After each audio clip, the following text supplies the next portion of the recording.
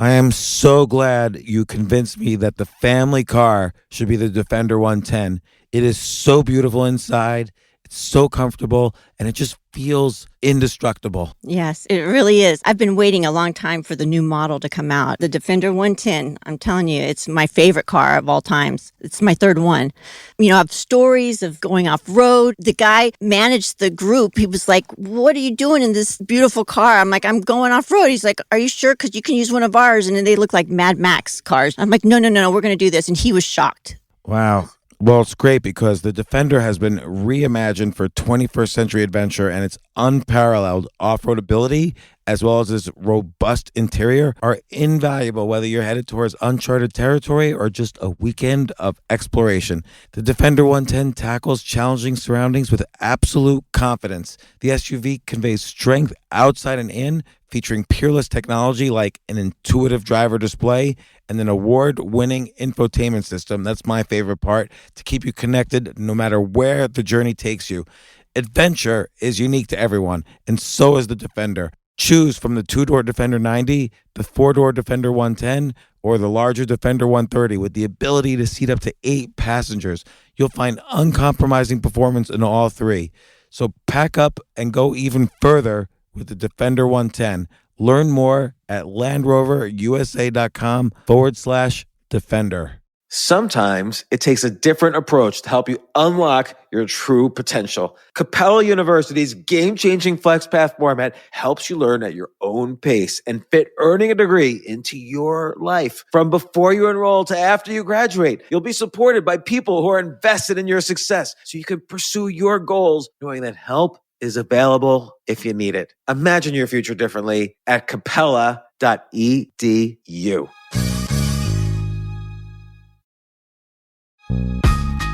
This isn't your average business podcast, and he's not your average host.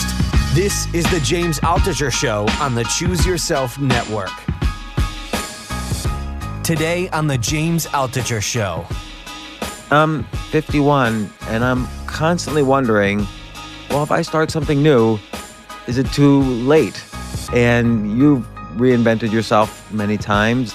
You know, you've been everything from a dishwasher to the publisher of Forbes magazine, and it's more possible than ever now to flourish later in life, which doesn't mean you're not going to flourish early in life. How I define late blooming, by the way, because I was kind of surprised there is no clinical definition or scientific or medical definition of late bloomer. So I said, aha, I'm going to propose one, and I think it is the intersection of your deepest talents and your deepest passions or sense of mission. In other words, the passions that are so deep you'll be willing to sacrifice for them. But I want to ask, like, if someone's listening to this, they're 40, 45, 50, and they're thinking, boy, it's too late for me to be a late bloomer. I don't really know what my passions are. How should they be thinking? Like, what could they try? What could they practice?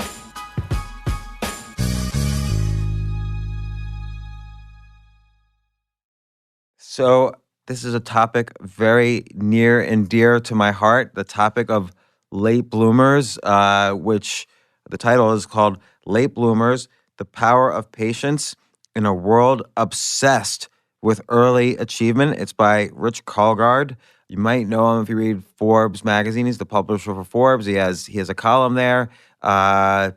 Rich, I think we've been Facebook friends all along through this whole cycle. And I had a column at Forbes.com for many years, and I was up in your offices all the time. But this is the first time we're actually meeting face to face, and I love the concepts and the book itself. Welcome to the podcast. Well, thank you so much, James. It's really an honor to be here, and in a comedy club. I mean, what could be better?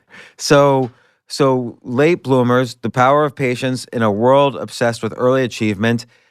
There's really 3 concepts there, which is one. I'm going to go from the bottom up. A world obsessed with early achievement, like we tend to correctly or incorrectly reward the prodigies. They're like the stars, like Mozart. You know, movies are made out of him, but nobody makes the movies out of someone who starts composing at age 48 and has an opera out there. Even if it's great, it's like he's 48. It's not Mozart. And you kind of show some real serious dangers in a variety of ways about being obsessed with early achievement. the power of patience, which we'll talk about, and late bloomers. And I'm 51, and I'm constantly wondering, well, if I start something new, is it too late? And you've reinvented yourself many times, and maybe your story is, you've been everything from a dishwasher to the publisher of Forbes magazine, and you worked for Runner's World, and you have so many interesting stories of people you've met and stuff you've done. You've reinvented yourself quite a bit.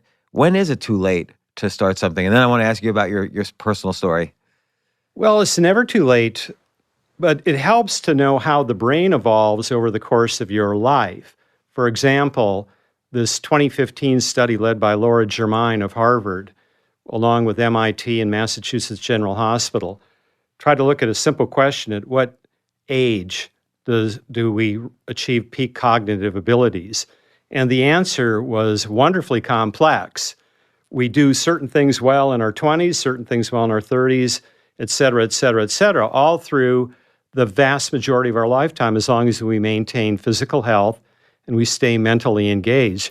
So sure enough, rapid synaptic processing speed and working memory, the things you need to have if you're going to be a coder, especially under a deadline, are cognitive abilities that peak in our late teens and in our 20s. In our 30s, 40s, and 50s, we acquire a whole range of executive and management functioning skills, including empathy, communication, deeper pattern recognition. And then as we get into our 60s and 70s, again, provided we've taken care of ourselves and we've stayed mentally engaged, we really come into our peak years of what you might call wisdom. And there's a fascinating neurological explanation for wisdom put forth by a 72-year-old neuroscientist named Elkanan Goldberg. I feel like there's some self-interest, though, in that if he's 72, he's, of course, going to say, here's the reason why I'm so smart now. Well, yeah, I suppose you could discount that a little bit, but I detect nothing but authenticity when I read his books and when I interviewed him. He said that in his late 60s and early 70s, he was able to somehow leapfrog to logical conclusions without going down the logic tree. And his theory is that what happens only after our prefrontal cortex is fully mature, which might happen in our mid-20s, it might happen for others in their late 20s and early 30s, only then does this amazing flowering of the communications networks between the brain's left hemisphere and right hemisphere, only then does it begin to happen, and it keeps getting better and better and better. And so his neurological definition of wisdom is really the conversation that the two hemispheres of the brain are having, because one side of the brain perceives things one way, and the other side of the brain has a lot of stored memories and perceives things another way. And wisdom is being able to operate with ambiguity.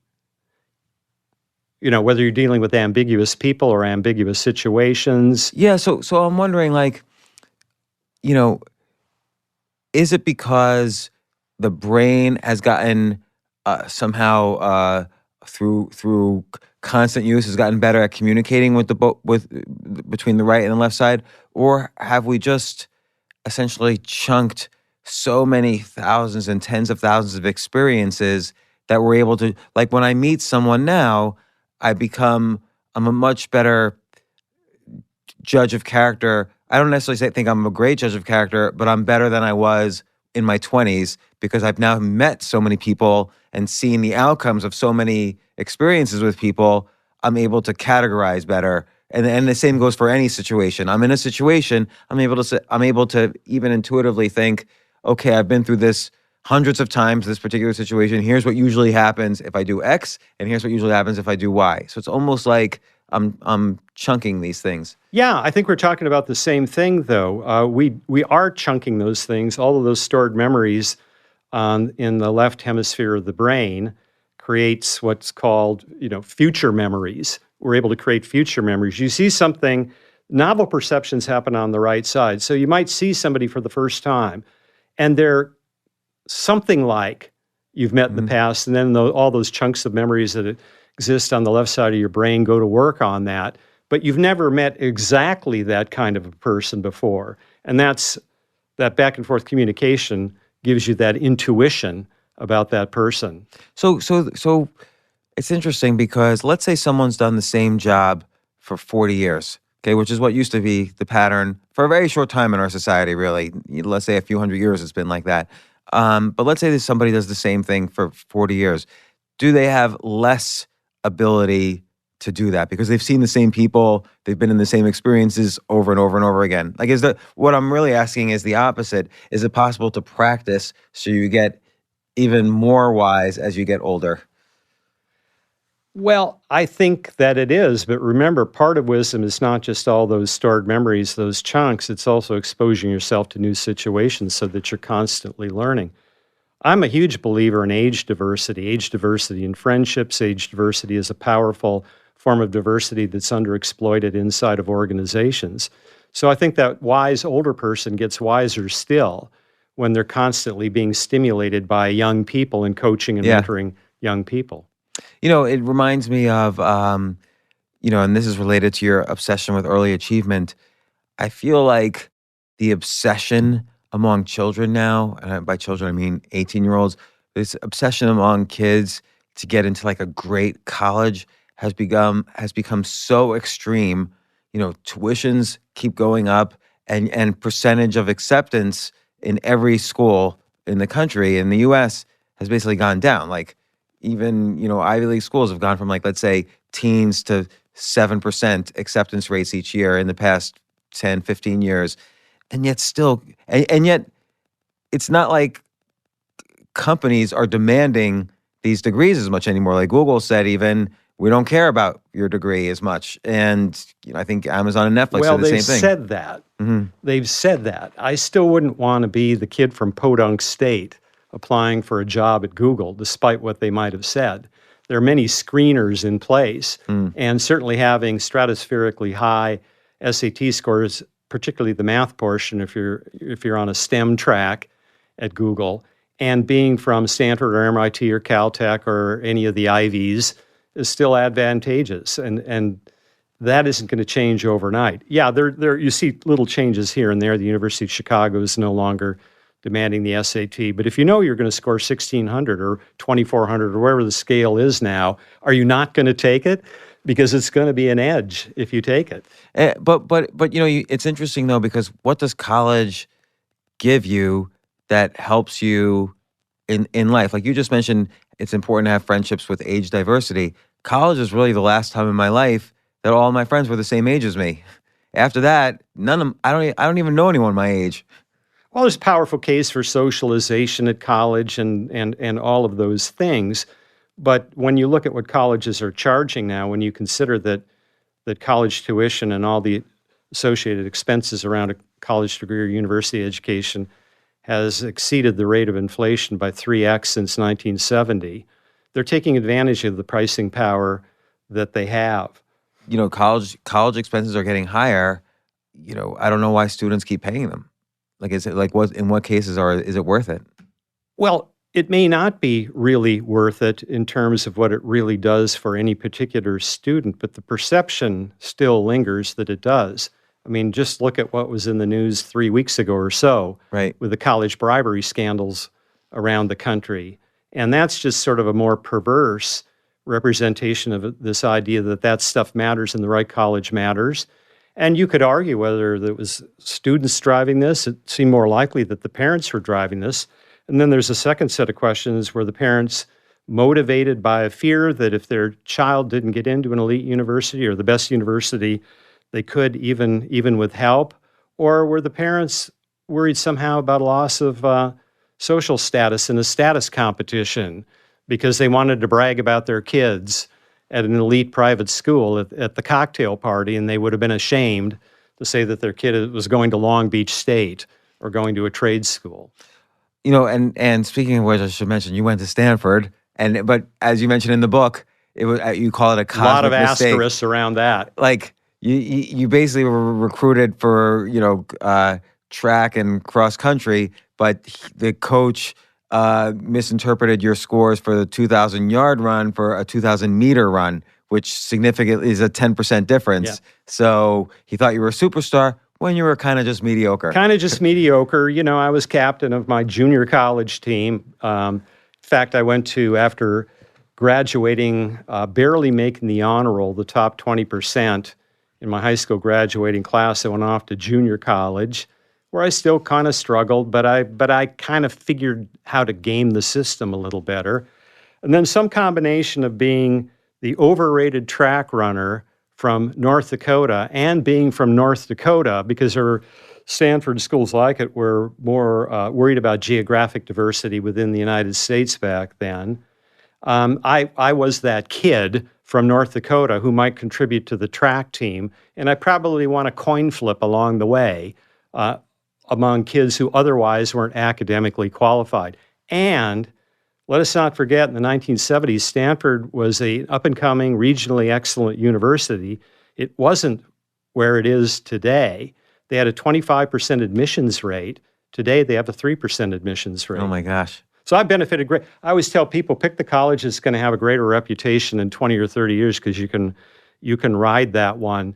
But I barely got through Stanford. I picked a Mickey Mouse major, and we called it the Mickey Mouse classes.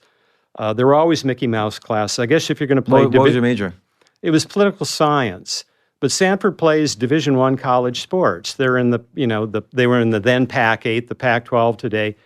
Let's be honest, you're not going to compete at the Pac-12 level if you only are letting kids in based on their academic excellence. So they always had that going for it, and they would justify it by saying we're looking for overall excellence, and I think they were. But even then, I graduated with the bare minimum number of grades or units with a gentleman's B average. And I say gentleman's B, and I was not a gentleman. I was not a prep school kid or anything like that. What I mean is that it was really like a C, because if you're actually headed for a C, you had the opportunity to drop your class 2 weeks before the final and nothing would go on your record. So if you're headed for a C, you dropped it. That, to me, I wish I had known about that. I wish that was possible at my old college, because my recurring nightmare ever since college is that I'm somehow failing all my courses, but I can't drop out of them. So I wish I had at least knew that in my nightmares, and that would save me a lot of waking up in a cold sweat situations. So you graduate Stanford, and then you kind of were sort of figuring out life. Like, you were a dishwasher, you were a temp. Well, I had a brief 7-month career at Runner's World, and I quit. I was an editorial assistant, and I loved Runner's World. I grew up reading track and field news. Runner's World and Sports Illustrated were my holy trinity of magazines back then. But I really was a poor employee. I quit ahead of a firing. Why was I going to be fired? Because I was a stoner. I picked fights with my colleagues, and I misspelled names on racing results. And I don't know why I wasn't fired outright, but it was in the wind, and so I left. And then what did I do? Well, I wasn't equipped for anything. My senior college roommates were off in Stanford Law School. One was at the University of Pennsylvania getting a master's in chemical engineering. He would go to work on the space shuttle project. Another one was getting his PhD in psychology and his master's of divinity at a theological seminary. Today he's a clinical psychologist. And I went off to be a dishwasher, a temporary typist, and a security guard. And I'll tell you... that would have been great if you went back to a Stanford like reunion, and everyone's like, well, I'm a brain surgeon. I'm a nuclear scientist. I'm the mall cop. I'm a security guard at the mall. I know. I was coached. One of my sympathetic roommates said to me, tell them in your insecurities. Just make it plural. They'll think you're selling stocks or something like that. Wait, why? Well, just because, being a mall cop, really, the fact of the matter is I was too embarrassed to go to those early reunions. I felt a great deal of shame. I didn't see a lot of comedy in it, although there was one comedic moment when I was 25 years old. One of my security guard shifts, I had a graveyard shift at a trucking yard in North San Jose, and I was walking the fence perimeter, and I heard a dog barking, and I swung my flashlight to see what the hullabaloo was all about. And it was a Rottweiler in the yard next door. And it suddenly occurred to me with force that at age 25, my professional colleague was a dog. Months later, Steve Jobs, also 25, would take Apple public. And if you want really a shattering comparison, that was it for me. Well, of course, there's a saying, when you compare, you despair. But how did it feel? I mean, I see even now, I get emails all the time or questions ask me, oh, I'm 26. I don't know what I want to do with my life. I feel like already I'm a failure and it's too late. Were you starting to feel that way as you saw not only your former classmates and colleagues kind of moving through the career world and achieving their dreams, but also then guys like Steve Jobs, your age, being worth 80 million and $1 billion? I felt a profound sense of shame. Eventually, what led me out of that was that I became a temporary typist. I barely qualified for that. You had to type 50 words a minute, and I could barely get over that hurdle. But one of my assignments led me to a research organization in Palo Alto, the Electric Power Research Institute. And in the Palo Alto Hills, beautiful location.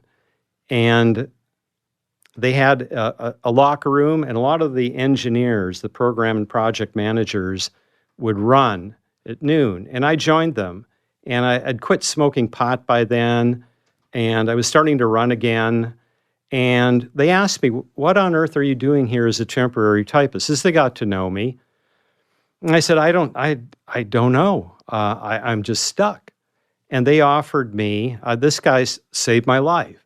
A guy named Karl Stalkopf offered me the opportunity to be a technical writer and editor for one of the divisions at the Electric Power Research Institute. That did two things. It gave me back my sense of dignity. I think it also coincided with some reasonable near completion of the maturity of my prefrontal cortex. And the most important thing, I think, is that I was working with engineers. Now, I grew up in a family where nobody thought logically.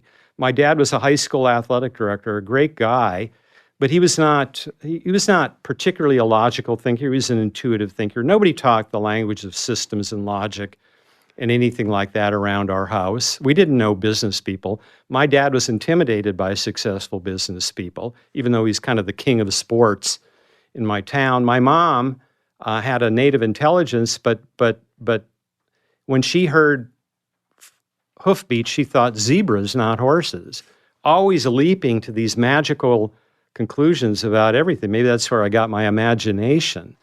But I became really interested in how power was generated.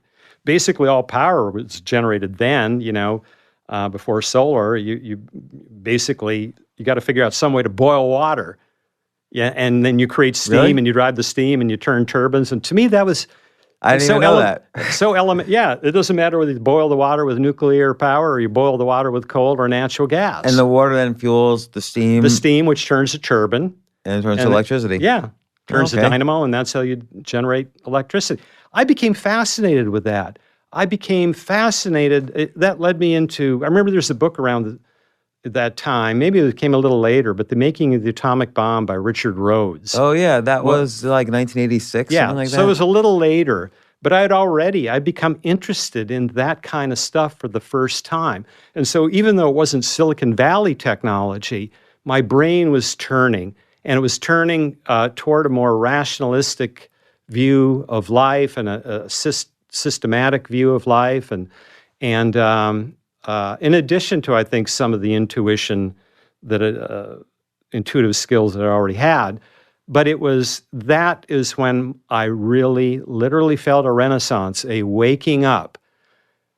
So I went into a deep pit in middle school. At around the age of 12, I was very slow to physically mature. It wrecked my confidence.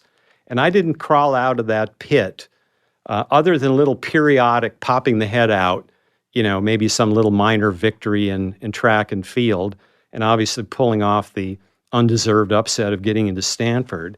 But I went into a pit at about age 12 and didn't fully emerge until I was around 26 or 27. Well, it's interesting because you say in the book, again, about the prefrontal cortex starts to be fully developed in the mid-20s, and that's kind of the governing part of your brain. Like that helps you make essentially better decisions and more kind of thoughtful decisions where you're not as impulsive. Yeah, You're psychologists call it executive functioning. So you're not as impulsive. You don't take as many risks. You're starting to think about the future and the past and so on.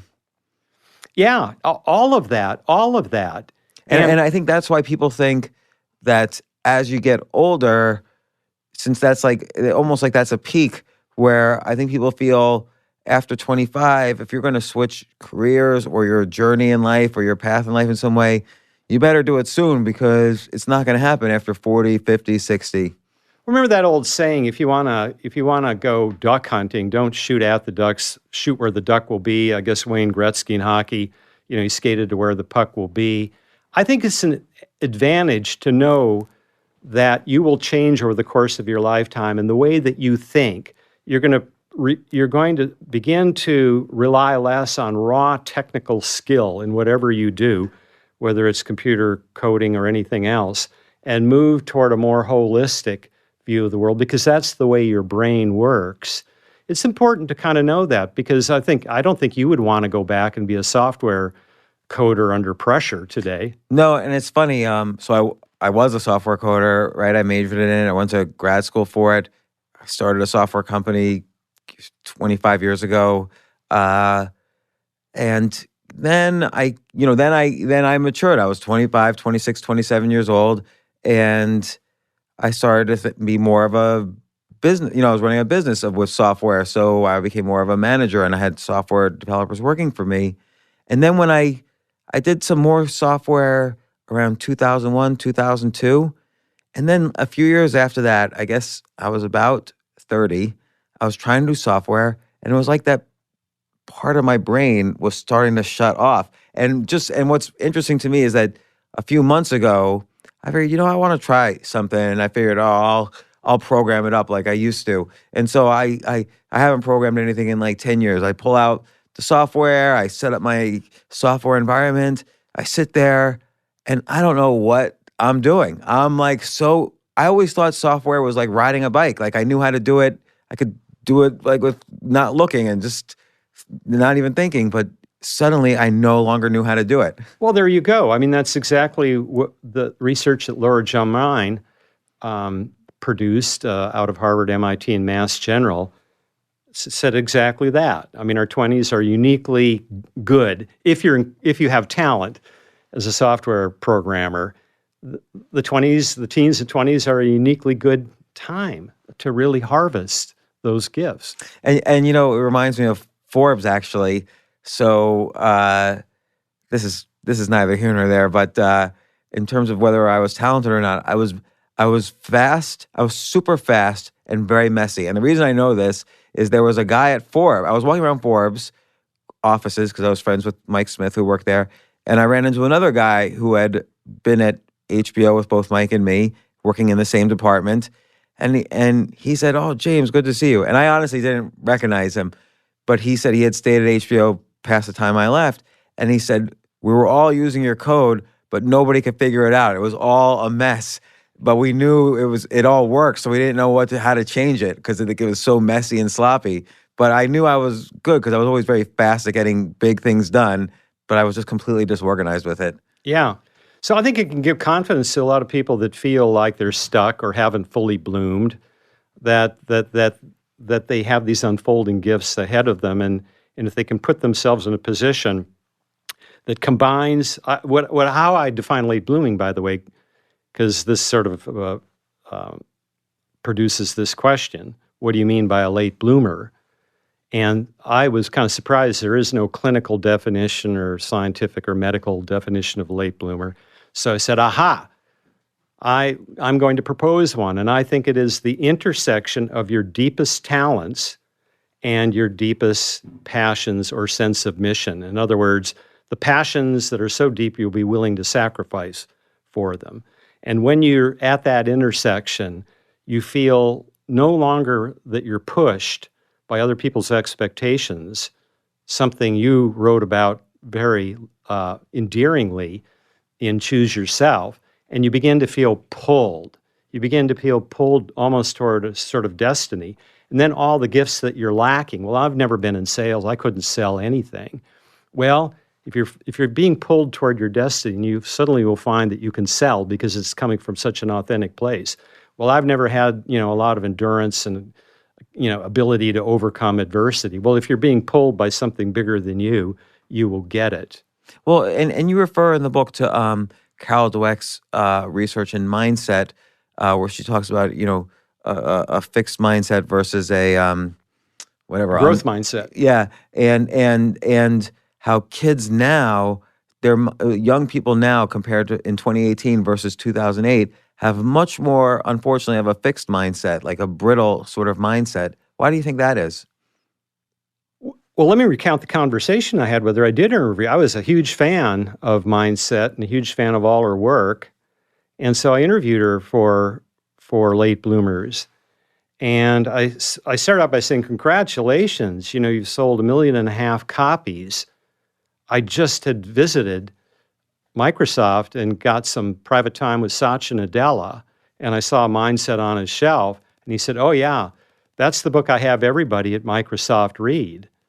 And that was a huge bestseller maker to have people like Satya Nadella recommending Mindset. And she said, I know, that is so gratifying. I'll tell you what's disappointing though. What is that? That the academic world doesn't seem to embrace this at all. Well, tell me what you mean by that. Then she leaned across her desk. She's about 4'11", and has this dark hair and bangs, and she looks like that costume designer on The Incredibles. And she leans forward and she said, the kids I see today at Stanford, where she teaches a freshman psychology class, the kids I see today are, quote, exhausted and brittle. They don't want to mar their perfect records. So that is an alarming symptom that goes along with a whole lot of symptoms out there that something is not working.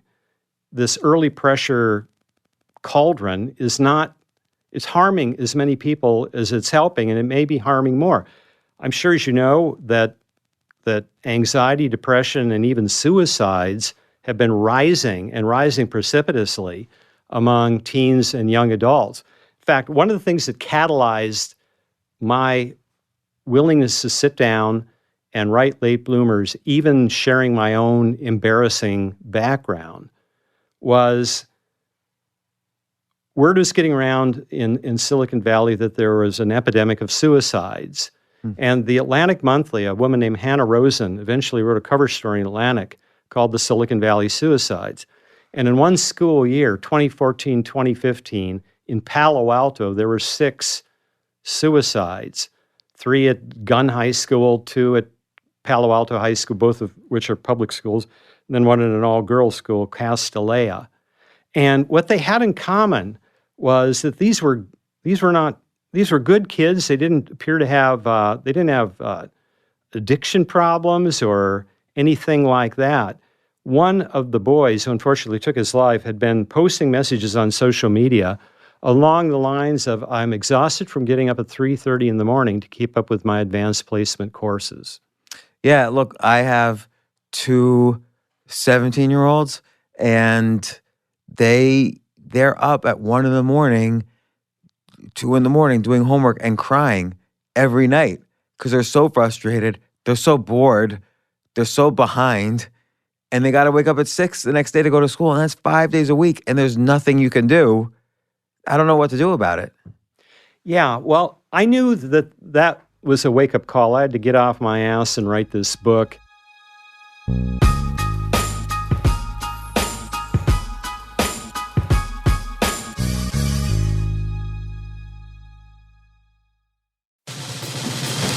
These days, we're all investors, trying to be smart with our money despite our worst impulses. But at iShares, we believe that deep down inside of every investor is a better investor.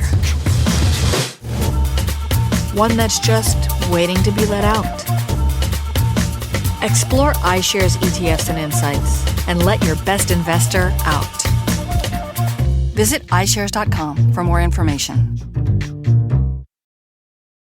You know what I love about fantasy sports is that even though I'm not going to be a great basketball player or a baseball player or a football player or whatever, I feel like I get to participate and make decisions and use my knowledge of these different leagues or these different sports to compete. So it's like I can pick my team or I can pick my favorite players and I could use my knowledge to make predictions and maybe even make money. So with the basketball season here, you can now pick combo projections across football and basketball from the Specials League on Prize Picks. This is a league created specifically for combo projections that include two or more players from different sports or leagues. Want to play alongside some of Prize Picks' favorite players like rapper Meek Mill and comedian Andrew Schultz, who's also been a guest on this podcast, and I've been a guest on his? You can now find community plays under the promos tab of the app to view entries for some of the biggest names in the Prize Picks community each week. Look, Prize Picks even offers a reboot policy so that your entries stay in play even if one of your players gets injured. For football and basketball games, if you have a player who exits the game in the first half and does not return in the second, that player is rebooted. Prize Picks is the only daily fantasy sports platform with an injury insurance policy. What? So I love playing it. I love anywhere where I can use analytical ability with my interests to demonstrate some skill and maybe make some money. And I like the game-like aspect. I do wish they had chess as a category on prizepicks.com, but I'll settle for what they've got. Maybe I should make my own fantasy chess league. But in any case, I love Prize Picks. Go to prizepicks.com/James. Use code James for a first deposit match up to $100. That's the easiest $100 you're ever going to make. So that's prizepicks.com/James and use code James. Daily fantasy sports made easy.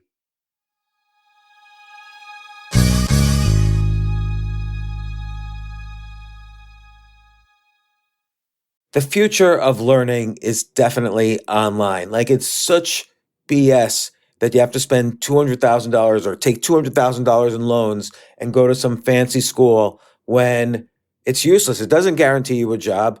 Most employers, including me, do not care about degrees or grades or anything like that. We want to care that you love what you're doing, that you know what you're doing, in some cases that you have experience or that you're willing to learn.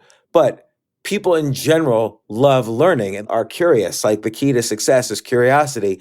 And I think masterclass.com is the perfect model for online learning. I'm really happy they're sponsoring this episode. If you're going to give a gift, give the gift of learning. Masterclass makes a meaningful gift this season for you and anyone on your list, because both of you can learn from the best to become your best, from leadership to effective communication to cooking. Let me tell you some of the classes I've taken. I've taken comedy from Steve Martin. I mean, can you believe I can take a class from Steve Martin on comedy, or Judd Apatow, my favorite comedy director? I could take an actual class from him on writing. Wolfgang Puck on cooking. Dan Brown on writing, or Judy Bloom, who's been on this podcast, on writing. By the way, Wolfgang Puck also has been on this podcast. It's such a pleasure. I try to take classes all the time from masterclass.com. And whether you're watching Masterclass on TV or listening in audio mode in the app or on their site, the quality speaks for itself. It's like these Masterclass instructors are your own personal mentors that are going to help you reach the next level. How much would it cost to take one-on-one classes on comedy from Steve Martin or on chess from Gary Kasparov? You just wouldn't be able to do it. But it would cost hundreds of thousands of dollars.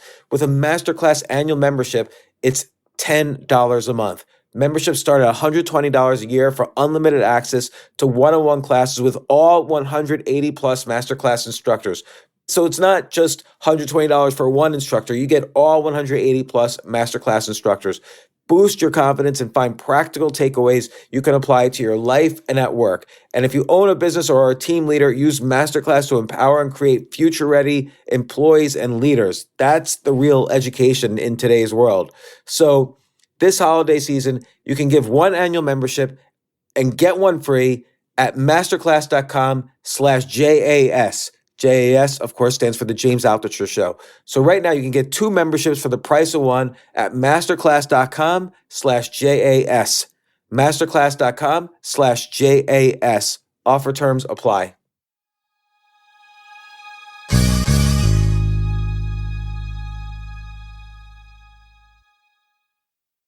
The mission all along in this book was to start a national conversation about this early blooming obsession that is creating a lot of heartbreak out there and may not be producing the results we think it is. Because I think the Mark Zuckerberg would have happened anyway. You didn't need to pressure Mark Zuckerberg. You didn't need to pressure Sergey Brin and Larry Page. And it's also important, like you live many stories of people who flourished much later in life, which doesn't mean you're not going to flourish early in life, but just that it's more possible than ever now. And there's reasons why. There's both scientific reasons, there's all sorts of reasons why it's possible to flourish later in life. Well, you think about, in the world of acting, you think about Bryan Cranston's career. I mean, he didn't get any significant roles until he was 40. And it's not like he suddenly took up acting when he was 40. He grew up in Los Angeles. He was exposed to this. He wanted to be an actor from the get-go.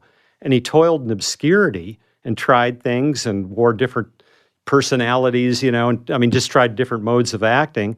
And then finally in his 40s, he begins to break through. And then in his 50s, he just like one hit show or movie after another. He's really come into his own.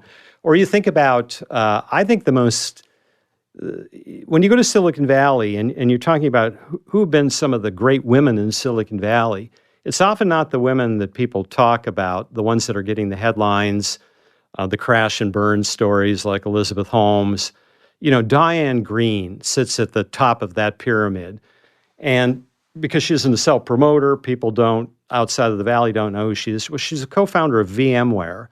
VMware has a market cap today of about $55 billion. Up until January, she was the CEO of Google Cloud at age 64. She made way for a more sales-driven CEO, but she's still on Google's board.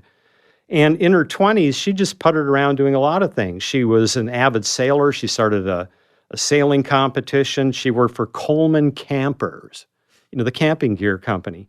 She worked for an offshore oil driller in some IT capacity, but she wasn't even allowed onto the decks of these offshore rigs back then because it was such a male environment that they just couldn't conceive of having a woman out there for any number of reasons.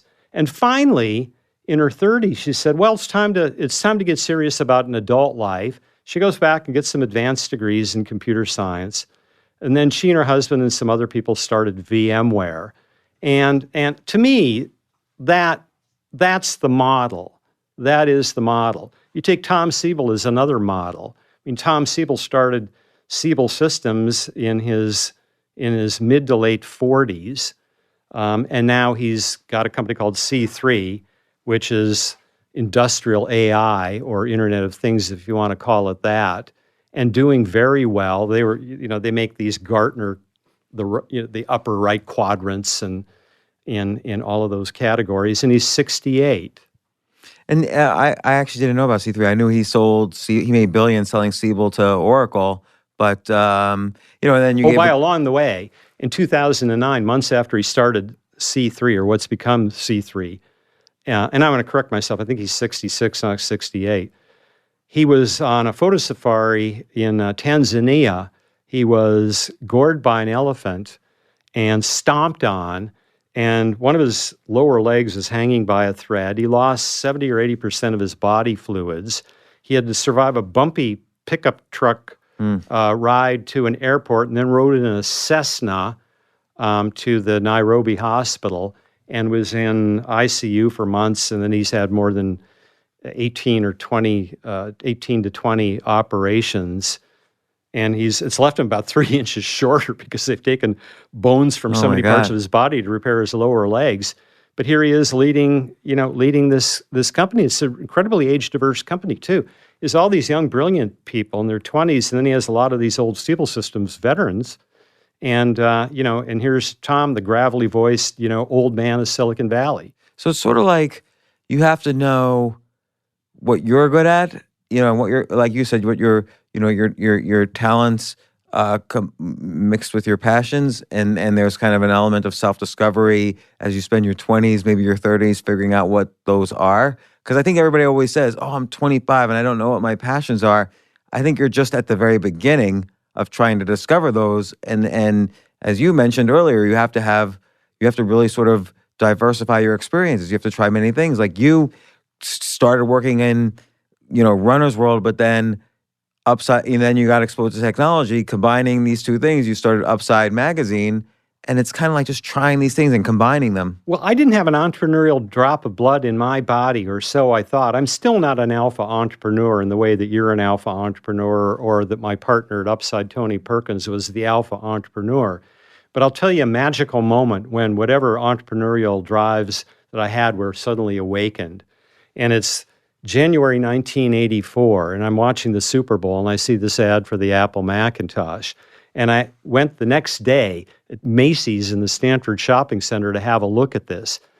And I noticed right away that you could manipulate fonts. Now, there were no laser printers at the time, and there weren't that many. They were just screen fonts. And by this time, I'm doing not only technical writing, but I'm also doing advertising copywriting at a Silicon Valley ad agency. And in one of these rare insights, I just saw the whole world of desktop publishing unfolding in my mind. As soon as a printer comes along, as soon as better software comes along, I had no idea Adobe was cooking, companies like that. I had no idea that the laser printers would arrive about a year and a half later. This is a Macintosh that didn't even have a hard drive. And in that little black and white screen, bluish it was, and white. And I knew right then, and I bought my first Mac about 3 months later. Well, no, about a year later. I bought the Fat Mac. It was a 512K Mac instead of a 128. That was my first Mac. And then I had PageMaker, Aldous PageMaker. I had a serial number in the 400s. And then I bought Quark Express, which had more power, but in the initial days was very hard to use because you could do such cool things. You could kern fonts and stuff like that. And I had no idea that this would lead to Upside, but what I knew was that I could promote myself to a higher level in the world of advertising by taking on some of the design responsibilities too. Now I could bill for copywriting and on design, not fancy ads, but corporate newsletters and things like that. And so I migrated upward. And you migrated upwards in terms of skills. So now you're not only applying to jobs where they'll have you and teach you, but now you're saying, okay, I've got these skills that you can offer, and this is what age and experience gets as well. You have these skills, so people are going to want them. And you had a vision that people were going to want them. Yeah, and my friend Tony Perkins and I, in 1985, put together an organization in Silicon Valley that we thought was lacking. And again, he was the alpha entrepreneur in this, and I was the guy who wrote newsletters for this organization. But we called it the Churchill Club, and still exists today with about 7,000 members. Eric Schmidt, Roger McNamee, many of your guests, George Gilder, have spoken at the Churchill Club over the years. And we felt that there was something lacking in the Silicon Valley environment. You had Stanford over here, you had Silicon Valley over there. There ought to be a third environment where you could bring really cool academic ideas and business ideas together. So I began producing a newsletter for the Churchill Club, and that was kind of a hit. We took a very cheeky attitude. We made up some rules that what you had to be a member of the Churchill Club, and it was all just funny stuff. I mean, the fact that you may have been born prematurely, wouldn't exclude you from the Churchill Club, because Churchill was born ostensibly at 6 months or something, but of course he wasn't. It was just a convenient, it was a story that you needed to tell back in the days when he was born. And Tony got the idea. One time he comes running over to my condo in Palo Alto after work. He worked at Silicon Valley Bank, and he said, "Let's do a magazine. I've got a name for this magazine." "Oh yeah, what is it?" "Upside." And he raised $60,000 from a boyhood friend named Tim Draper. Tim was just starting out as a third-generation venture capitalist. It was enough for Tony to quit his job. And by this time, I had bigger and more powerful Macs, and I had laser printers, and I could get stuff printed at a higher level than that, basically typesetting. And we did some mock-ups for Upside magazine, and we raised money. We started it. At this point, I knew nothing about Silicon Valley business, really. I was an ad copywriter and I was a technical writer, but I didn't get the whole startup venture capital stuff. I just wasn't around it that close, kind of peripherally through the Churchill Club.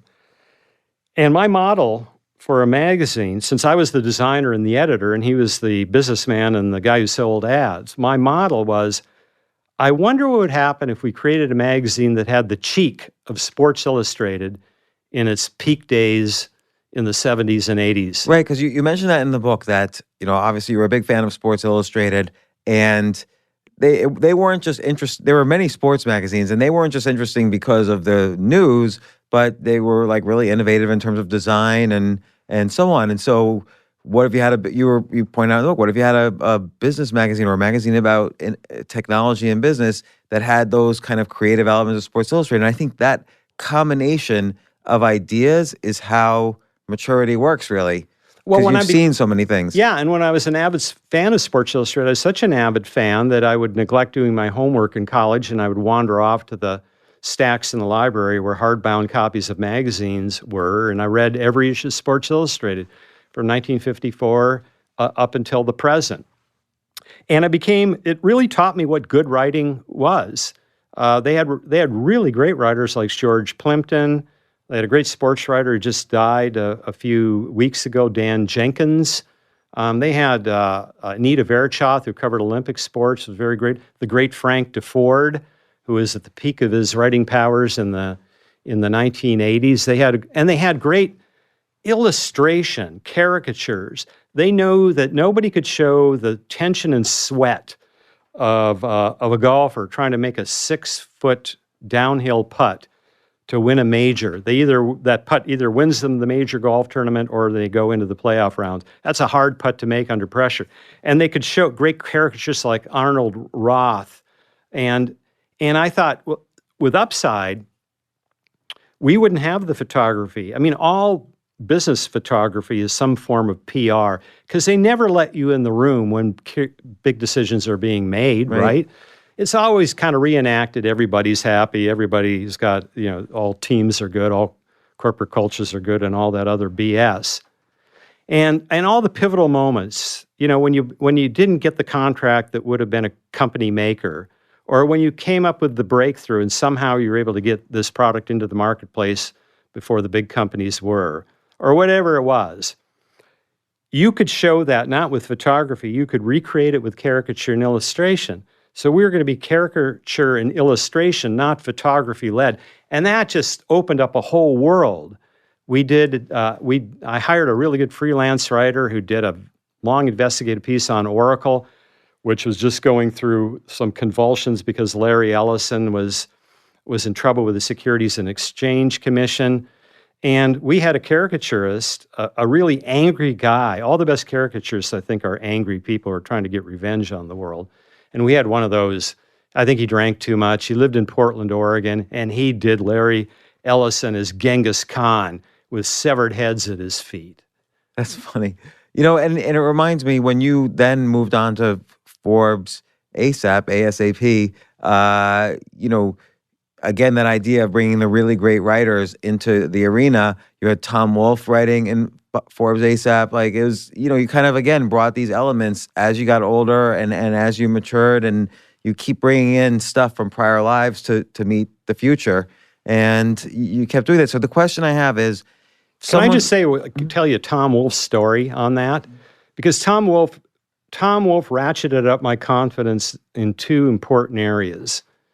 And I've never forgotten. Number one, I asked him, we did an annual end-of-the-year issue called The Big Issue, and the idea was to get writers who don't ordinarily write about technology to say something about technology.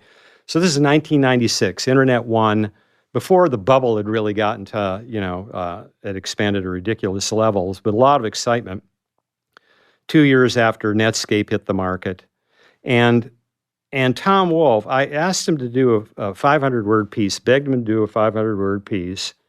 It's got to be hard for Tom Wolfe. And we pay him $5,000. And Tim Forbes, who was kind of chief operating officer at the time, goes, "What?" I said, "It's Tom Wolfe." One day I'm sitting in the office with George Gilder, who would often travel out and write his great pieces for us. And the fax machine starts to whir. and 58 pages later spits out this Tom Wolfe first draft. And it was about an 8,000 word draft. He typed in triple space. And then subsequent, which left him time. He was still using a typewriter, and that left him all kinds of room to make notations. And over the course of the next several weeks, he'd make these indecipherable notations. But I worked hard to decipher what he would use musical notes and things like that. He was looking to amp up the Tom Wolfe sound. I mean, Tom Wolfe is a great prose stylist in a first draft, but he's a brilliant prose stylist when you give him a little time to work on his craft. And I learned right then so many things about the craft of prose, just by studying that. I still have the box. Like what were some of the things? Oh, well, how you can slow. The great prose stylist can get you to read at the pace they want you to read. Have you ever had notice that with some prose stylists, you're just slowing down. With some prose stylists, you're speeding up. I mean, Tom Wolfe could do both. He could slow you down, speed you up. He could throw the brakes on something. He understood the alphabet both phonetically, the sounds it created, but visually. For example, if you really wanna slow somebody down, use a lot of ascenders and descenders in words, and a lot of vowels. What's an ascender? Well, like the word D, non-capital D. The upper part of the D is the ascender. The G is the descender. The O is a nice fat round vowel. So the word dog always will jump out in print. It's a perfect word. It's a perfect word because it jumps out and it slows you down. It acts like brakes. And so he had that wonderful way of building to a crescendo and then taking you back down, building to a crescendo, taking you down, raising your pulse as you're reading it, making you laugh. He could combine, since you do stand-up comedy, he was a really great comedian as a writer, and he could use all the tricks that he had to make you angry, make you laugh, and so on. And I feel he's someone who reinvented at a late age in the sense that he went from these brilliant literary nonfiction books to to fiction, as he was getting older, to Bonfire of the Vanities, A Man in Full, which is a brilliant book. Here's a question though, because this. Oh, just to complete the second thing I learned, I'll be quick here, is that I learned I could talk to people at that level, and I learned I could say, Tom, this is a great piece, and I'm certainly not going to line edit Tom Wolfe, but if you just expanded on this point here, I think you would make the point ever more powerfully. And I never dreamed in my whole life that I would be having that kind of conversation with Tom Wolfe. And that kind of ratcheted me up to a different level of dealing with important people I never lost that. Well, and I feel like we could almost do an entire podcast about this Tom Wolfe article, but I want to ask, if someone's listening to this, they're 40, 45, 50, and they're thinking, boy, it's too late for me to be, I'm hearing these guys talk, but it's too late for me to be a late bloomer. I don't really know what my passions are. I've just been doing this one job or I've got responsibilities, I've got the mortgage. How should they be thinking?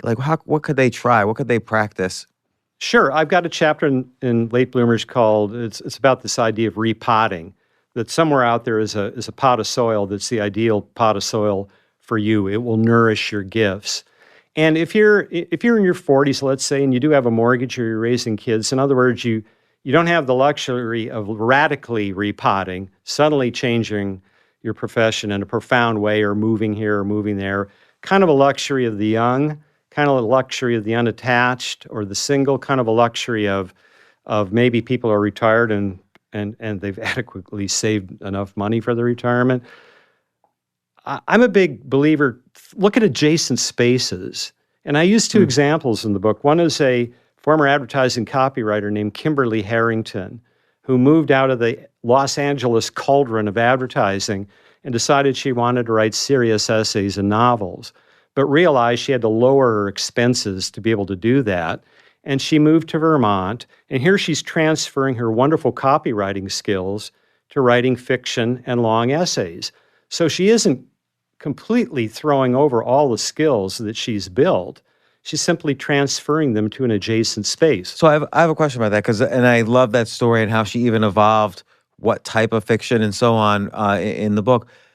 So I'm always interested in the 10,000 hour rule, the idea that you need 10,000 hours of what's called deliberate practice, which is described in my podcast with Anders Ericsson, 10,000 hours of deliberate practice to become a true master at something.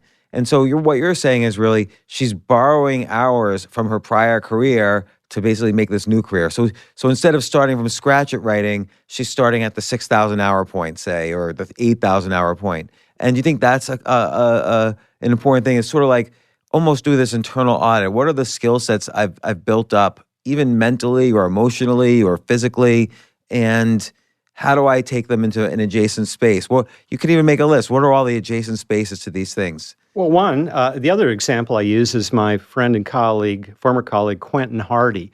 Quentin Hardy was the San Francisco bureau chief of Forbes. Then he became a very highly esteemed technology reporter for the New York Times, did some terrific work on artificial intelligence, big data, analytics, all of that cutting edge stuff. And then one day it hit him that the Times, the financial department at the Times, was questioning whether he really needed to stay an extra night at the Doubletree Hotel in Austin, Texas. And he goes, it's over. I mean, nobody was firing, but he knew it was over at that point, that all raises, all promotions, even some sense of both internal and external esteem, that it wasn't going to get better. So he repotted himself into a place that many journalists think they will never go until they learn how it really operates. He became the editor of Google Cloud, the editor of content at Google Cloud, reporting directly to Diane Greene. I mean, what a wonderful opportunity to report to a co-founder of VMware and the CEO of Google Cloud. Now, is Quentin in part promoting the Google storyline? Sure, but he authentically believes in it. He is stimulated by these cloud wars, the race to be dominant in the cloud, along with Amazon's AWS and Microsoft's Azure and some other offerings out there. It plays into all of his strengths. He's allowed in his role to do what he loves to do, which is to be a panel moderator at all kinds of technology panels. He has a lot of latitude. They hired him because they trust him. And they aren't looking over his shoulders. He's not writing press releases and things like that. And I've talked to a lot of senior journalists who've done that, and they were kind of shocked to learn that the PR at that level is more of a management consulting role. I mean, it really uses powers that were kind of fun to develop. Because communication is such a core skill, so you can borrow those skills those 10,000 hours you spent communicating to masses to help others figure out how to communicate, and that's a reinvention. And maybe a more lucrative one, like in this case. So I keep getting the wrap signal. There's so much more I wanted to talk about, but we hit some great points, and I do think this book is so important, particularly for someone like me. I'm 51. I still don't know what I want to do with my life, and I got a lot of hope from this and a lot of ideas and techniques on how I can think about reinvention. And I even wrote a best-selling book called Reinvent Yourself. So I feel like this added considerably to my knowledge of the topic. And there was one thing in there I just wanted to bring up. You mentioned how Einstein had achieved his greatest success around the age of 25, and that's often the case in the sciences. But it's very interesting. I read a piece on this where the difference between people in their 20s and people in their 50s is that often the people in their 20s are just much more prolific. So it turns out with scientists, they have the same odds of success per discovery as a scientist in their 50s. It's just that they do many more discoveries. So Einstein's actually most cited paper was when he was 56, and it was the one questioning, the one where he says God doesn't play dice in terms of quantum mechanics. But it was just, he had to wait that long because he wasn't writing as much as he got older. So again, the youth is more prolific because they could just think of lots of things, as you were saying, using those synapses that are firing more quickly, but they're still just as smart or smarter later on. They're just not as prolific. Well, to go back to our guy that I mentioned, Elkanan Goldberg, the neuroscientist at NYU, we got into a discussion about this, and this isn't his phrase, but I ran the phrase by him, and he liked the phrase a lot. It's called creative yield, as opposed to raw creativity. It goes to your point that the young people are more prolific, but the batting average is possibly better as you get a little older, not way old in the field of science, but older. And it has to go back to a point we talked about earlier, that you've chunked a lot more things as you get older, and all of that is a library. I mean, it's a hugely useful library. So you can have a creative perception perceived by the right side of your brain, and now, well, is it really valuable or not? Just in the same way, is this person somebody I really want to engage with or not? Are they fundamentally honest? I'm feeling something. They're leaving me a little bit creepy. They're overselling, or they're doing something, that makes you feel, and then you that's your perception, and then you look for the relevant models. But I think the same thing is true with ideas. And so a story that I told in the book was Bill Walsh, the football coach, one of my heroes. He died in 2007. He was the guy who led the San Francisco 49ers, great Renaissance, and he's credited for inventing what is called the West Coast offense in football, which is still a pretty dominant form, high percentage shorter passes using the whole field. And he got that insight when he was at a low point in his life. He was the head coach for the first time in his life, but it was at a semi-professional team that practiced on a lumpy high school field and played in junior college stadiums. It was called the San Jose Apaches. And one day after practice on one of these lumpy high school fields, he hears a whistle, and he walks into the gym, and there's a basketball team practicing inbounding the ball against a full court press. And sometimes full court presses succeed by just causing panic on the team with the ball. But if you really know what to do, you can defeat a full court press pretty easily. And you do it by pick and rolls and screens and finding somebody open to throw to. And all of a sudden, Walsh is at the time in his mid or late 30s, and he's a coach of a semi-professional team, basically bar bouncers and people like that working for $50 a game. And he has that insight. What if I could create a football offense that looked like inbounding the ball against a full court press? And then he got the chance to try that at the Cincinnati Bengals, where he was offensive coordinator, and their number one quarterback, who had a strong arm, went down, and their number two quarterback had a weak arm, but he had great peripheral vision, and it worked pretty well. And then he had the insight to draft Joe Montana when a lot of people had passed Joe Montana, because Joe Montana had been, the rap on Montana, even though he was a starter at Notre Dame, was that he had a weak arm and he was too skinny to play in the NFL. Montana was an all-state basketball player as a guard, and he was offered a full-ride scholarship to play for Jim Valvano at North Carolina State. Tremendous peripheral vision, and that's exactly what Bill Walsh wanted. And I just love that as a creative insight borrowed from an adjacent field, chunked up against all the memories that you'd had. I think that's incredibly important, this idea of adjacency combined with what are the skills you've built up, and kind of diversifying your experience so you could really explore those passions, what excites you. Because as you found more and more of the things that excited you until you really found your lane that you were able to drive through. And I think, again, I just want to say there's so many ideas and exercises and things to think about, and even science in this book, Late Bloomers, which gave me a lot of hope and encouragement about constant reinvention, constantly being able to pursue your dreams and discover and uncover your talents. So Late Bloomers, The Power of Patience in a World Obsessed with Early Achievement. Also, just a lot of stuff in there about the dangers of early achievement, and you gave great examples. Early pressures. I underlined a lot of things that I want my kids to read because I think they're so stressed out. Anyway, by Rich Karlgaard, thank you for coming on the podcast. I really appreciate it. James, I can now cross off something on my bucket list. I've met you and I've been on your show. Thank you so much for having me. That's nice for you to say. Thanks so much.